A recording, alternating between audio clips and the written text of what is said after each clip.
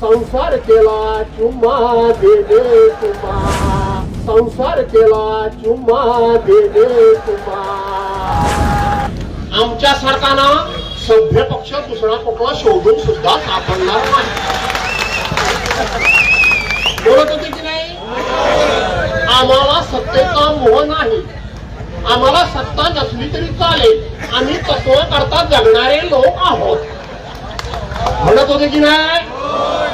आम्हाला सत्तेचं काही देणं घेणं नाही, आम्ही तत्व करता जगणारे लोक आहोत. आम्हाला सांगत होते काल परवापर्यंत आमचं सत्तेशी काही देणं घेणं नाही.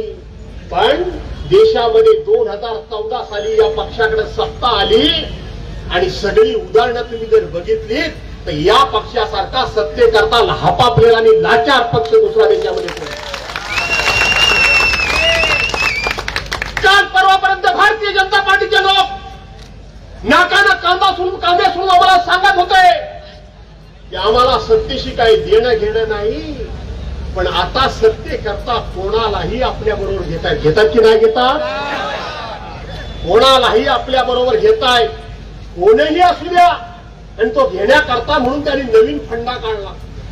एखादा चांगला दुसऱ्या पक्षातला कार्यकर्ता असेल तर त्याच्यावर बाबा हॅमिंग होते रे. एखादा चांगला जर दुसऱ्या पक्षातला कार्यकर्ता असेल, भाजपचा नाही नाही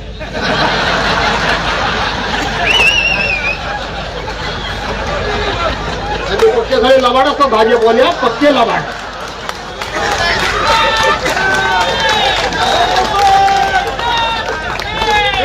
अरे अरे अरे तो नाही रे, दुसरा माझ्या कोकणातला बाला आहे, तो बाला माझा बाला आहे. आणि म्हणून भारतीय जनता पार्टीचे लोक काल परवापर्यंत सांगत होते की पार्टी विथ डिफरन्स. पण आता दुसऱ्या पक्षातली माणसं भ्रष्टाचारी नसती, त्यांचं चारित्र्य खराब नसेल, त्यांनी कुठलाही गुन्हा केलेला नसेल तरी सुद्धा त्यांच्या पाठीमध्ये खोट्या नाट्या चौकशा लावायच्या, खोट्या नाट्या चौकशा लावायच्या. त्यांना भ्रष्टाचारी भ्रष्टाचारी भ्रष्टाचारी म्हणून म्हणायचं, त्यांना नामोहरम करायचं. त्यांच्याकडे वेगवेगळ्या प्रकारच्या चौकशीचे अधिकारी पाठवायचे, वेगवेगळे अधिकारी. मग सीबीआय असेल, सीआयडी असेल, इन्कम टॅक्स असेल, ईडी असेल, एनआयए असेल, नाहीतर आणखीन कुठली चौकशी असेल, त्या ठिकाणी जीएसटी असेल.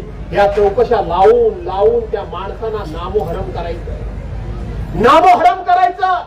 आणि नामोहरम करून त्यांना नाइलाज करून ज्या पद्धतीने कसायाच्या पुढे गाय कंटाळून जो मान आपली स्वतःहून पुढे करते आणि कंटाळते त्या वाघासम कसायाच्या समोर की आता तू माझी मान कापणारच आहेस, माझा वध करणारच आहेस, तर सरळ आता करूनच टाक, अशी अगदी हतबल होऊन जेव्हा मान कसायाच्या पुढे समोर करते, तशा पद्धतीने ही भारतीय जनता पार्टीची प्रवृत्ती आहे. समोरच्या पक्षाला इतका त्रास द्यायचा, इतका लोकांना त्रास द्यायचा की त्या लोकांनी झक मारून आपल्या पक्षात यावं. आणि मग आपल्या पक्षात आल्यानंतर यांच्याकडे या ठिकाणी एक वॉशिंग मशीन आहे, भारतीय जनता पार्टीचं नावाचं वॉशिंग मशीन आहे. त्याच्यामध्ये भरभरून भरलेली भ्रष्टाचाराची पावडर आहे, भरभरून भ्रष्टाचाराची भरलेली पावडर आहे. त्या ठिकाणी चोरीचं पाणी आहे, त्याच्यामध्ये त्या माणसाला घालायचा आणि त्याला धुवून धुवून धुवून काढायचा. काय तुम्हाला काय वाटतं? एकनाथराव शिंदे काय सदासजी यांच्याकडे गेले काय? अजितदादा सदासजी गेले, हसन मुश्रीफ सदासजी गेले, अर्जुन खोतकर सदासजी गेले, भावना गवळी सदासजी गेल्या. कोण सदासजी गेला यांच्याकडं? अशोकराव चव्हाण सदासजी गेले काय? विचारा आशिष शेलारांना ते भागाचं करतात ना नेतृत्व. आशिष शेलार मंत्रिमंडळामध्ये आहेत ना, यांची बसायची जागा किती नंबरला आहे ती विचारा त्यांना एकदा.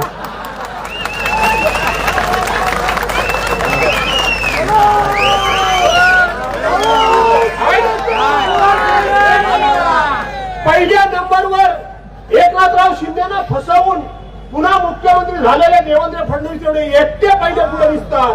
बाकी त्याच्याकडला एकनाथ शिंदे मूळ भाजपचे आहेत, अजितदादा भाजपचे आहेत, छगन भुजबळ भाजपचे आहेत, हसन मुश्रीफ भाजपचे आहेत. कोण भाजपचा आहे? भाजपाचा कोण नाही, आशिष शेलार आहेत ते चौथ्या लाईनीत आहे.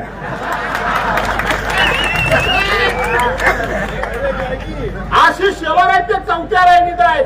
त्या सुधीर भाऊला त्या ठिकाणी मंत्रिमंडळात घेतलं नाही. तो रोज नुसता फडफडतोय.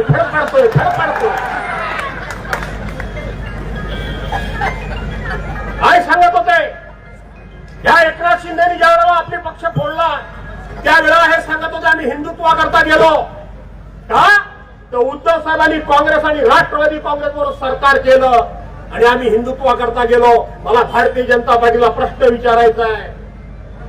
त्या दिवशी पहाटे 7 वाजता राज्याचे मुख्यमंत्री म्हणून देवेंद्र फडणवीसांनी शपथ घेतली आणि उपमुख्यमंत्री म्हणून अजितदादा पवारांनी शपथ घेतली. अरे पहिल्यांदा काँग्रेस राष्ट्रीय घरोबा करण्याचं काम भारतीय जनता पार्टीने केलं, उद्धव साहेबांनी नाही केलं. नंतर ते सरकार पवार साहेबांनी चालू दिलं नाही आणि म्हणून ते सरकार पडलं. आता अजितदादा पवारांनी यांचं हिंदुत्व घेतलंय का हो? यांच्याबरोबर आहेत ना? रामदास आठवले यांच्या बरोबर आहेत ना? त्यांनी हिंदुत्व घेतलंय काय? चिराग पासवान यांच्या बरोबर आहेत ना? त्यांनी हिंदुत्व घेतलंय काय? अरे कुणी हिंदुत्व घेतं तुमचं? अरे तुमचं हिंदुत्व म्हणजे ढोंगी हिंदुत्व. खरं हिंदुत्व हे शिवसेनेचं उद्धव बाळासाहेब ठाकरे यांचं हिंदुत्व आहे. ऐकताना रामदास आठवले यांच्या बरोबर ते म्हणाले का मी तुमचं हिंदुत्व घेतलं म्हणून?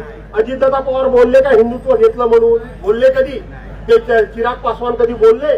आणखीन कोण 2.5 पक्षवाले सगळे आहेत. हा ते नितीश कुमार बिहारचे मुख्यमंत्री ते कधी बोलले तुमचं मी हिंदुत्व घेतलं म्हणून? बोलले कधी? अहो यांच्यासारखं ढोंगी हिंदुत्व दुसरं कोणाचंही नाही. आणि आता तर हे सत्तेकर्ते इतके लाचार आहेत. या 4 दिवसातली तुम्हाला मी घटना सांगतो. MIM सारखा जातीवादी पक्ष ज्याला मुस्लिम समाज सुद्धा जवळ करत नाही, माहिती आहे ना? या MIM बरोबर या भारतीय जनता पार्टीनं अकोले जिल्ह्यामध्ये अकोट नगरपालिकेमध्ये संसार केला. चुम्मा दे दे तुम्हा.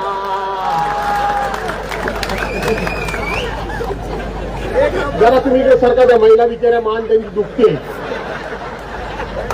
घरी गेल्यावर कारभाऱ्यांना लेप काढायला लावते. ते आणखी परत पुरुषांना आता काय दुसरं कामच काय राहिले नाही आम्हाला. आणि म्हणून MIM बरोबर ह्यांनी घरोबा केला. MIM म्हणजे माहिती आहे ना कुठली पार्टी ती? त्याच्या ओवेसींची. त्याच्याबरोबर ह्यांनी या भाजपानं घरोबा केला. अमरनाथ बरोबर काँग्रेस बरोबर घरोबा केला. मग देवेंद्र फडणवीस अशा वेळेला बरोबर मुलाखत द्यायला पुढे येतात.